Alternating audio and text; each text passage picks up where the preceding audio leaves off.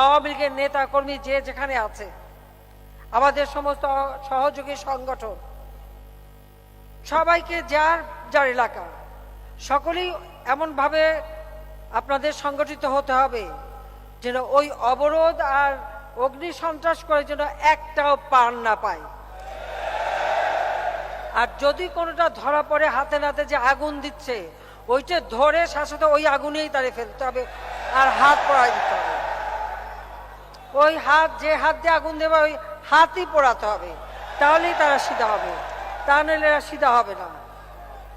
কারণ যে যেমন তেমন করতে হয়, যেমন কুকুর তেমন মুগুর দিতে হয়, তখন ওদের শিক্ষা হবে। আর সেই সাথে আমি বলবো, ওদের চক্রান্ত হচ্ছে নির্বাচনটা বানচাল করা। আর এই নির্বাচন বানচাল করার পিছনে অনেকেরই হাত আছে, কিন্তু আমাদের